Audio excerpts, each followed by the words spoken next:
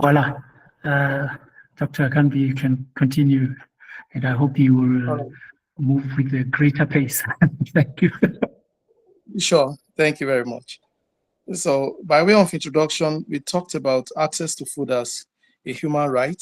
The right to safe, nutritious, and sufficient food is enshrined in international law, like in the Universal Declaration of Human Rights and the Food and Agriculture Organization's mandate. And by working together, one health professionals can identify and address the root causes of food insecurity, such as inequitable access to resources, environmental degradation, and public health disparities. So, human health, animal health, and environmental health are connected, and food safety is directly tied to the health of animals, humans, and the environment. And One Health approach recognizes the intersection of human, animal, and environmental health. Ensuring that food is safe and accessible for all requires the collective effort and expertise of professionals in those fields. And the food security is a right. Food security is more than producing enough food. It is about making sure that food is available to everyone, everywhere, and at all times. This requires the collaboration between agricultural experts, economists, and policymakers to develop the sustainable, resilient food system. Preventing foodborne illnesses and controlling contaminants in food require the coordination among veterinarians, public health officials, and environmental scientists. So, interdisciplinary collaboration in One Health approach in food security involves information sharing among professionals, health commission that brings together all the major professionals, which are the medical doctors, the veterinarians, and the environmental health officials. I mean, there should be a health commission that brings everyone together, and there should be seminars and conferences that One Health professionals attend together and they share ideas and information. And media houses should be involved so that they can disseminate information for the consumers themselves, and professional social media platforms where different ideas can be shared. So I was talking about cysticercosis as a case study, as one of my colleagues about 2 or 3 years ago was very passionate, and he told me the secret of his passion for meat inspection. And the secret was that his younger sister had cysticercosis lodged in her brain, which she got from contamination um, of her food or water by eggs of parasites named Tinea solium, which is a pork tapeworm. An infection was from eating food or drinking water contaminated with T solium. So the eggs hatch in the gut, in the intestines, into larval stages of the tapeworm, which is the cyst, and it causes migration. It causes lesions in different parts of the body. It can be in the brain, in the eyes, the heart muscle, or in the liver, or anywhere under the skin, or anywhere else. So eating the undercooked meat containing adult stage is caused is caused is called stenosis. But eating the eggs and then hatching in the body of human beings is cysticercosis. That's the difference. So it's not the adult stage that causes the cysticercosis. The adult stage of the tapeworm causes teniasis, which can be like an escape route for the animal, I mean, for the organism, for the pathogen to infect human because of paucity of knowledge about these life cycles and among different professionals. So it causes a lot of symptoms, which can include headaches, seizures, nausea, vomiting, confusion, stiff neck, lumps, double vision, limited eye movement, eye pain, vision loss.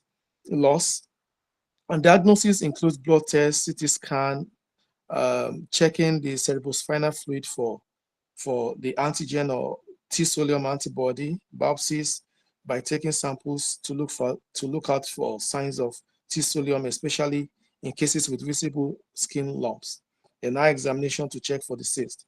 So treatment that is usually done um, among professionals is using antiparasitic drug when they suspect that the person is infected with worms, not putting into consideration that there are different stages of the development of the worm. So, but the ones that lodges in the brain, they may require neurological emergency surgery. And then we talked about the prevention and treatment of cysticercosis. So in human beings, definitely host, there must be knowledge in the human caregivers, in medical doctors, so that they know the adequate knowledge to give to people who have cysticercosis. And in man and animals, especially pigs, which are intermediate hosts, there must be knowledge among the veterinarians to know the treatment and prevention of the condition in animals. And environmental scientists, environmental health officials should also know the things to do, because they should know this about this life cycle. I'm just using this as a case study. There are many other things. So that is where information sharing comes in. So physics can get into soil, it can get into the water, it can get into the plant materials and food. So we have to work together as One Health professionals. So One Health is a collaborative approach, and it involves experts in human, animal, and environmental health and other stakeholders. And the main goal is to improve the health for people and animals, and to prevent contamination of the environment, thereby protecting the environment for future generations. So there should be inclusion of One Health information in medical school curriculum, so that in clinical lectures and continuing education opportunities, so that there'll be more knowledge amongst the professionals. We can use resources that are on school websites to improve and improve our knowledge about zoonotic infections. Glossaries can be used to help to overcome communication hurdles. And we should conduct gap analysis so that we can identify gaps in current capacity within and between the three sectors I talked about. So we should also share and archive data to ensure that One Health data are accessible to all stakeholders within the legal and ethical frameworks. We should monitor environmental factors such as land and water use, biodiversity indicators, wildlife exploitation, and climatic conditions. So to further increase the knowledge among health professionals, we can integrate data sources from different sectors to identify and assess epidemiological patterns. We should use predictive models to help to inform mitigation measures to reduce the impact of infectious diseases. We should involve international, national, regional, and local indigenous communities in deliberations. So the roles of physician as we speak is to prevent and treat human diseases, including zoonosis, for antimicrobial stewardship in humans, information sharing among other health experts, education of patients, like giving travel advice to places that are endemic with one particular disease or infection or the other, and to identify health threats. So also prevention and control of foodborne illnesses through surveillance systems, epidemiological research, and public awareness campaigns are done by public health professionals. They identify the risk that could lead to contamination of foodborne outbreaks. They design inventions and interventions to mitigate food risk. But in the future, because we are thinking about the sustainability of the health of the future and food security and food safety, there should be a application of real-time data analytics and machine learning to predict outbreaks and develop rapid response strategies. We saw this when COVID-19 happened. We could have prevented it by using future predictive models to be able to real-time data analytics, to be able to predict outbreaks, and then to be able to prepare for the response, rapid response strategies. We should create stronger public health policies that integrate food safety within the global public health strategies addressing climatic change and emerging zoonotic disease for the future. At the moment, veterinarians ensure the prevention and treatment of animal infections. They prevent this disease spillover from the wildlife by vaccinating wildlife with baits, putting vaccine in their food and spreading it in the wildlife so that we prevent spillover of infections and diseases. Antimicrobial stewardship in animals, so that animals are given the adequate amount of antimicrobial and for the required number of days that is supposed to be used. Then proper and adequate meat product inspection. So, but in the future, the veterinarian should use technologies like genomics surveillance to detect disease outbreak and prevent their spread. And prevention of antimicrobial resistance by ensuring prudent use of antibiotics in animals, because we have had people who just use antimicrobial as they like. They don't do testing, they don't look for sensitivity tests to be able to identify the antimicrobial that is sensitive to the infection. So in the future, more of that should be done among veterinarians so that we can preserve the efficacy of antibiotics. So for environmental health officers, at the moment, they play a key role in studying the low agricultural practices, water quality, and pollution affecting food safety. They assess the impact of pesticides, fertilizers, and other contaminants on the environment and their subsequent effect on food production. But in the future, apart from what they are doing, they should also include designing sustainable agricultural practices that protect both the environment and the food safety. Then exploration of the roles of ecosystem management in reducing environmental contamination and promoting biodiversity for healthier and a more resilient food system should be the future role of environmental officers. Then the role of agricultural scientists, I'm sure some of them are here. I can see some agricultural scientists who are my colleagues at the Ministry of Agriculture. Agricultural scientists, what they do at the moment is they develop and promote farming practices that improve food quality, increase yield, and reduce the risk of foodborne contamination.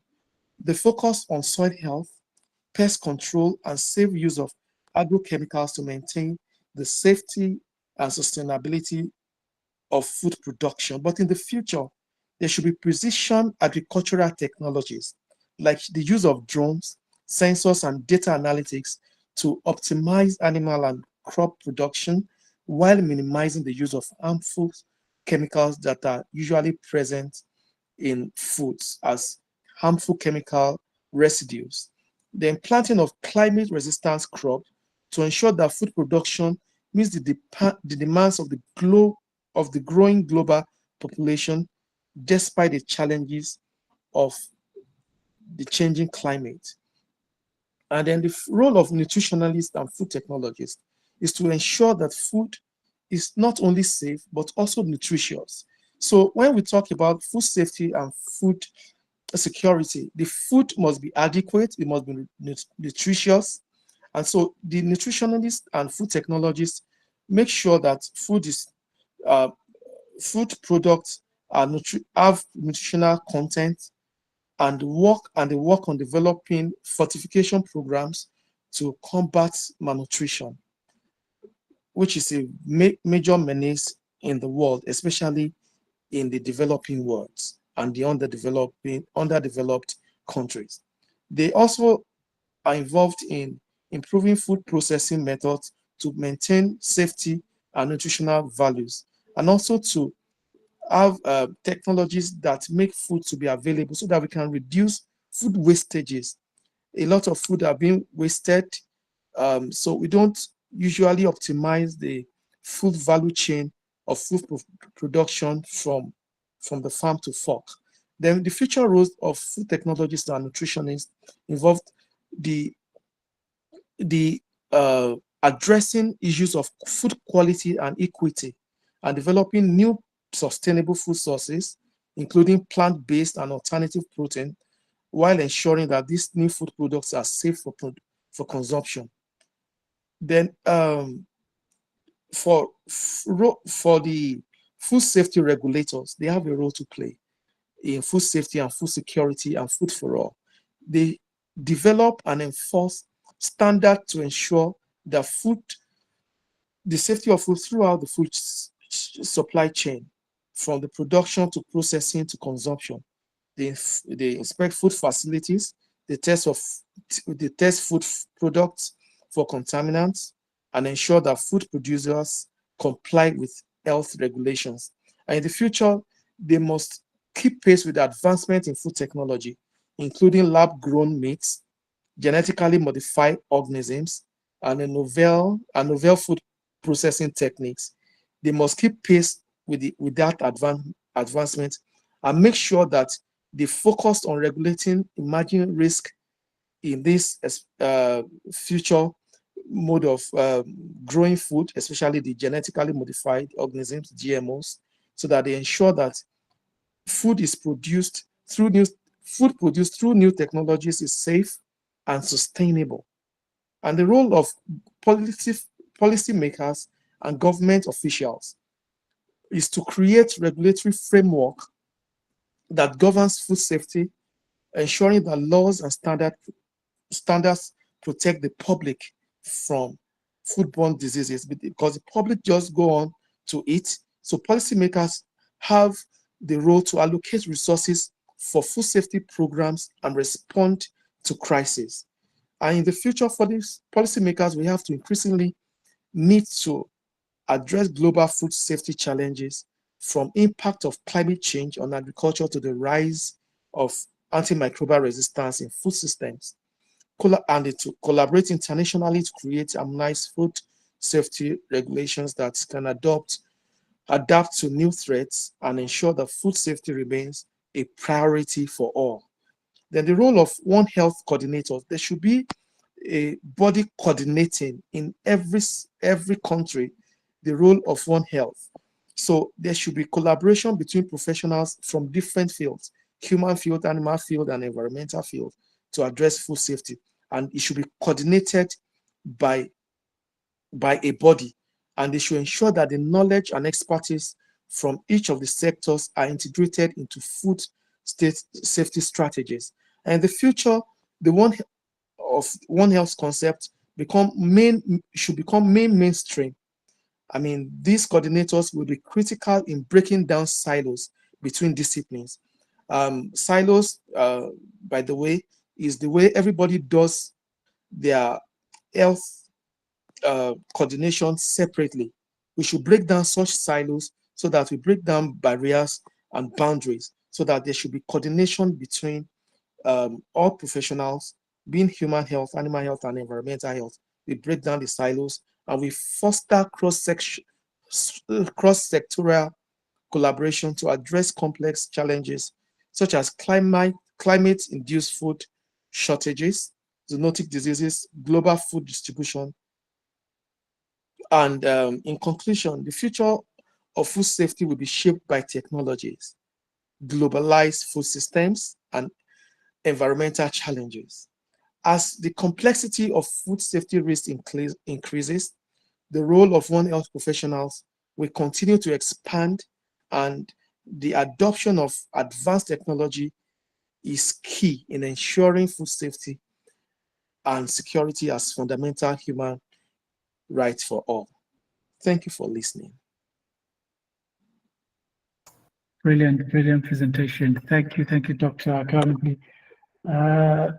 Your presentation sounded more like a pragmatic roadmap and approach to policy development. That is really informative. Thank you for that, and for all the wonderful work that you've been involved and engaged in. And if I were to just ask one question pertaining to the quantity aspect of food, because coming from developing countries, it's still a challenge, although the World Food Programme won a Nobel Peace Prize in 2022 or 2020, somewhere, for their effort in eliminating or alleviating hunger and addressing quantity issues in war-stricken places.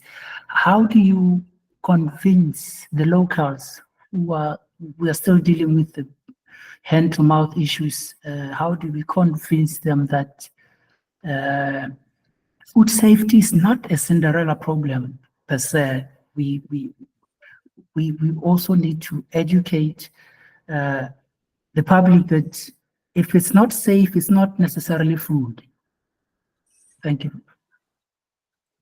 Thank you very much. This is a very big challenge, I must say. At the abattoir where I work, you will find out that there are times that there are sharp practices when people, the locals, we go and try to hide the unwholesome parts of the meat that we have already condemned. Sometimes we'll keep them in a deep pit, very deep pit, and people will try all their means to go and steal from such pits. So it's a big, big problem.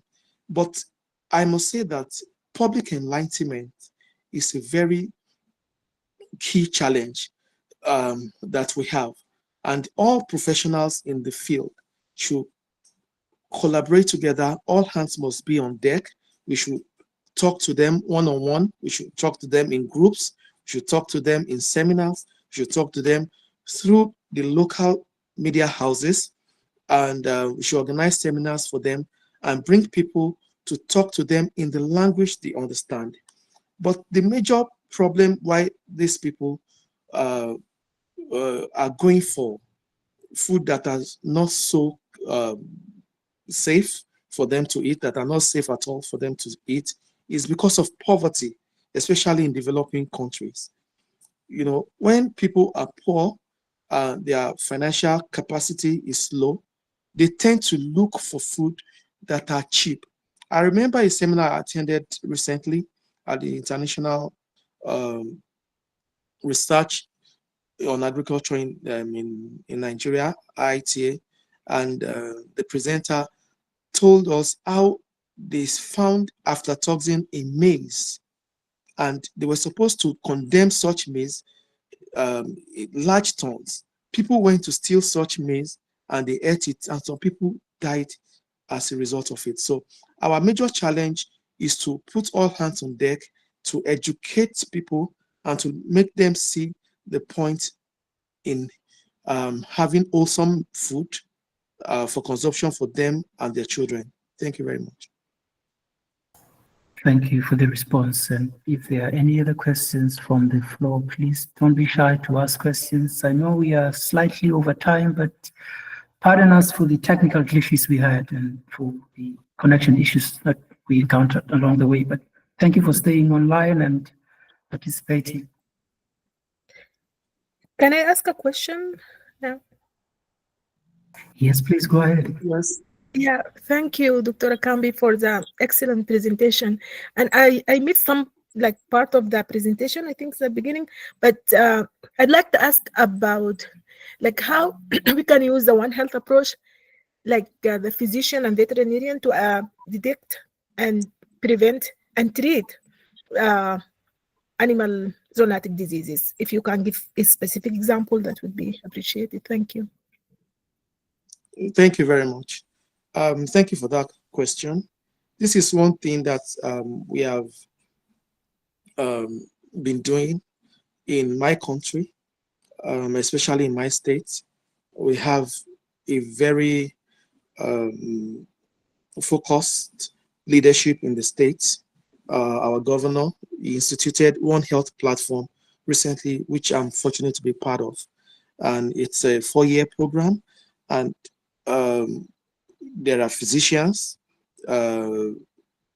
veterinarians, public health veterinarians, public health physicians, and environmental health officers. So we have a group together. We were trained together where we share information together. Let me give you the example I just gave. It was because my colleague was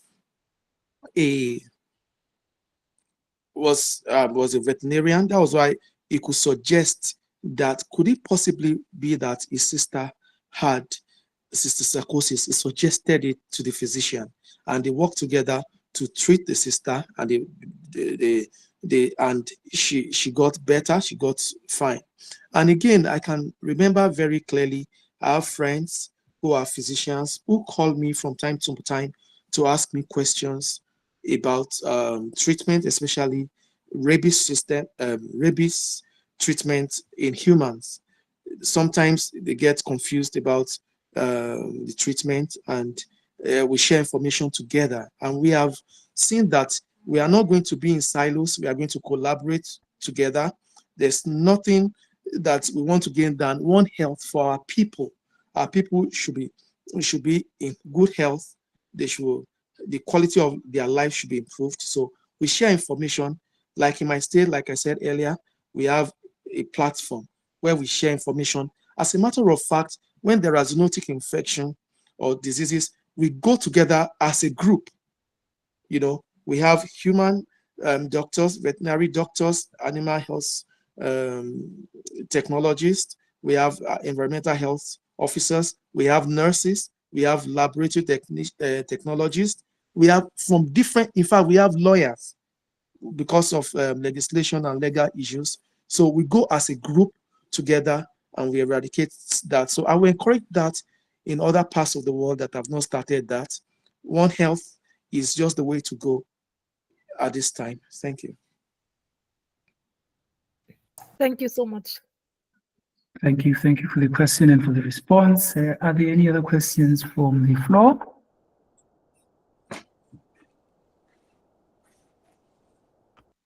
Well, in the absence of questions, I would like to try to adhere to the little time that is left by thanking our esteemed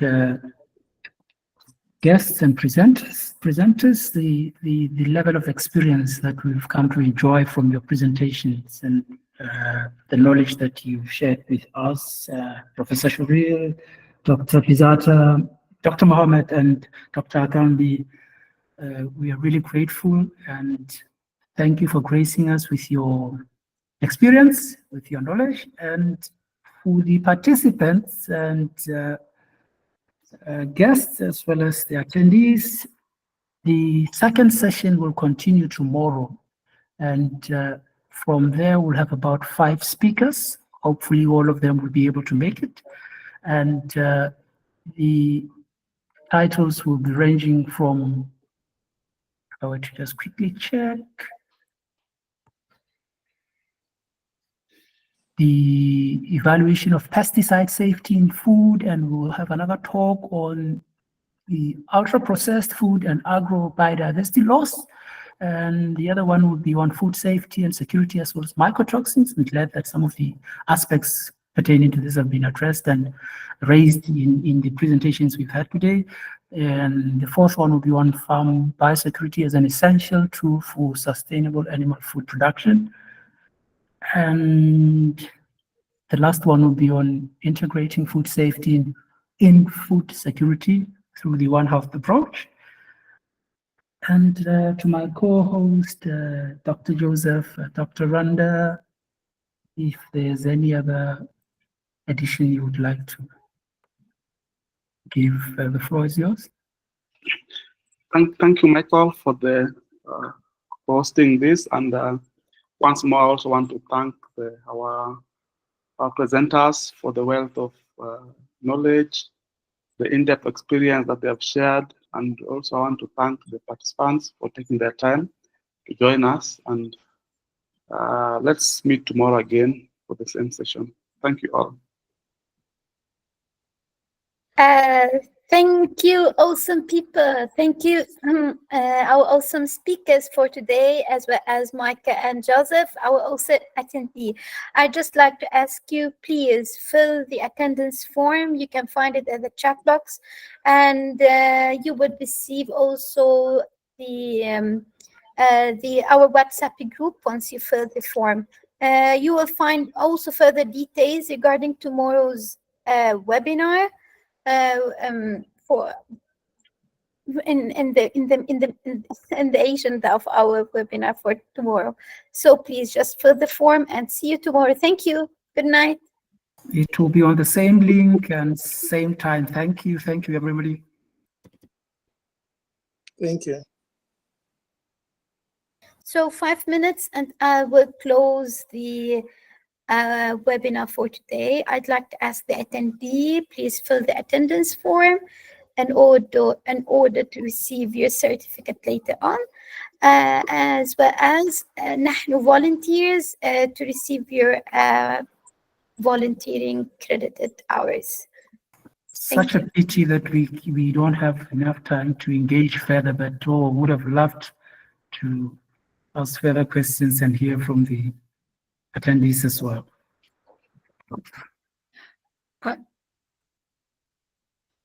I'd just like to thank everybody. I really enjoyed this very much indeed. And it's interesting to hear that other people have problems with their internet. I always feel so bad when we go down, but we did manage. And I want to thank the organizers for all of the trouble they've been to. It's really, really been fantastic. Thank you, thank you, thank you. I have just a last request, if I can, just if the One Health Alliance, Jordan can share the WhatsApp number so I can join, if that's okay. Sure. I was just copying it, and I will paste it in our chat box. So please, in the chat box, there's our LinkedIn page, our YouTube channel, as well as our WhatsApp our WhatsApp channel, our WhatsApp group, and the attendance form. For today, we finished our webinar. Thank you so much, our awesome speakers. Everybody was amazing today. Thank you so much, our amazing attendee also. Sadil, do you have any question? Please, Michael. No further question from my side. Again, thanks, Dr. Akan, because I saw you really pushed to cover all the slides. I was concerned to say, will you be able to finish 36 slides? But oh my word, thank you. Thank you very much. Oh, my pleasure. Thank you for having me. Awesome. Don't worry, Professor. Each speaker, we have recorded each speaker individually. Okay, so Yeah. Yes, we will upload it later on our YouTube channel. Thank you so much. Good night. Thank you, dear. Good night. Thank you. Bye-bye. Night. night. Bye-bye. Bye-bye. Bye. Good night. Bye-bye. Bye. Sadil, do you have any questions, Sadil? Okay, thank you. Good night, because I will close the webinar for today. Thank you. Thank you. Good night. Good night, and thank you. Thank Are you. you Dr. Randa, please? Are you Dr. Randa? That's my last. Yes, go ahead. Okay. Nice to see and meet you today. Thank you. Thank you, dear Doctor. Thank you so much, Dr. Huda. You're welcome. Bye. Bye. Kisses. Bye-bye. Good night. Good night. Thank you, Dr. Randa. Thanks for the heads up. Bye.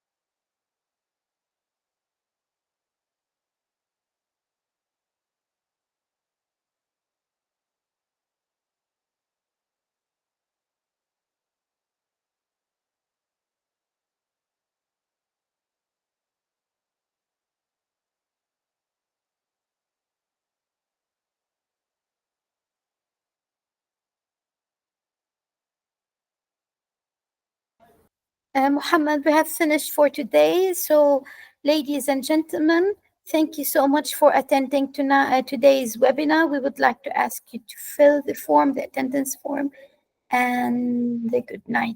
Thank you. Thank you, Michael. See you tomorrow, dear. I hope to see all of them tomorrow. Yes. Been patient with. They've been really patient. Thank you, everybody. Thank you. Tomorrow. Bye-bye. Thank you, Joseph. Thank you, Michael. Bye. Bye-bye. Bye, Randa, and bye, everyone. Bye, Dr. Joseph. Bye. Bye. My cousin Muhammad, hello.